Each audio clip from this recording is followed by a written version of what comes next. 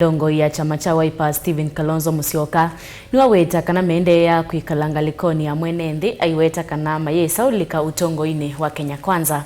Kalonzo ni watu la mote President William Ruto kwa kusa kwa maminister itina wa mithenya mivuthu akomana na ulona President wa Kenya Uhuru Muigai Kenyatta.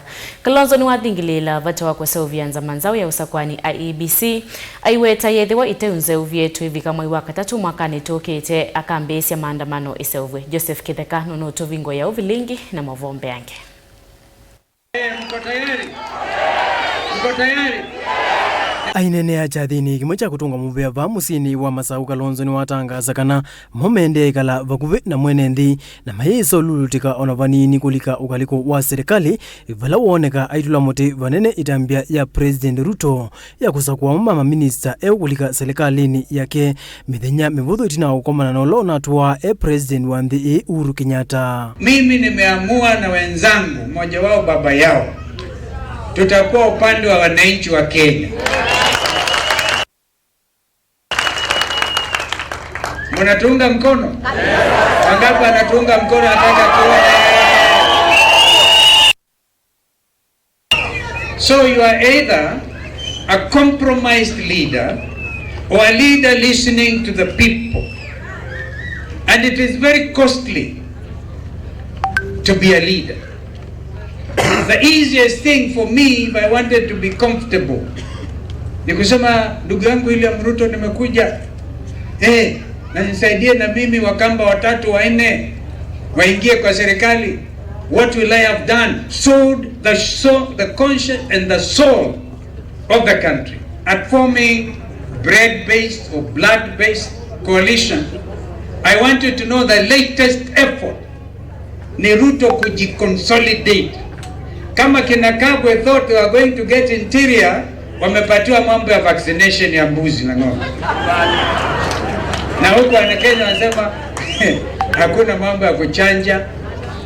Kwanza wenyewe wajidunge kabla ya kuja kudunga ng'ombe zetu. Ni wathingila ingi muungamo wake wa kwendanza manzao ya IEBC sauvwe mituki na yetha itevo ivika mwaka 20 mwezi wa katatu ndele ulika ingi maandamanoni kumitia. Nimesema mwanzoni wa mwaka kama IEBC haitawekwa in place because ni hatari kuwa na nchi ambayo haina tume ya kusimamia uchaguzi. Yule Chebukati aliondoka na utangu wakati huo ni mahakama. Ikiwa ni Dr. Koki Mwili alishinda mahakama. Kwa sababu alionekana huyu mtu pengine kutoka Azimio. Naona sasa Professor Adam Solo aliyekuwa mwenzake kwa upande wa ODM. Sasa tumeona amekuwa appointed advisor wa Ruto. Confusion everywhere. Confusion. So we demand immediate establishment of the panel that is going to select commissioner, and I said by the end of March kama hakuna IEBC mimi naenda maandamano.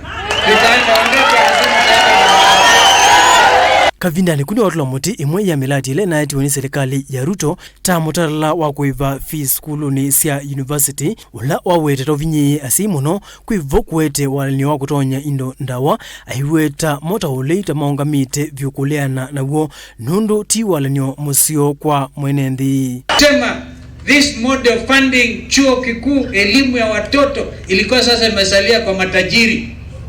Mtoto wa maskini hawezi kwenda kusoma university anymore. Inaitwa funding model.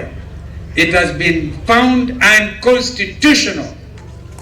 Therefore, I advise Kenya Kwanza, go back to Higher Education Loans Board. Usiharibu watoto. Wacheni na maneno ya SHA na SHIF. Watu wanakufa mahospitali hakuna madawa. Wacheni na ukora. This SHA and SHIF ni maana ya yule Adani ambaye mimi mwenyewe nilienda kwa mahakama tukasema we will not allow our crucial infrastructure kama an international airport kumilikiwa na watu binafsi. That is compromising national security. Nikaenda kwa mahakama. Tukiendelea mahakama yule Adani akapatikana kumbe yeye ni muongo. Kumbe yeye kazi yake ni kuonga serikali kila mahali.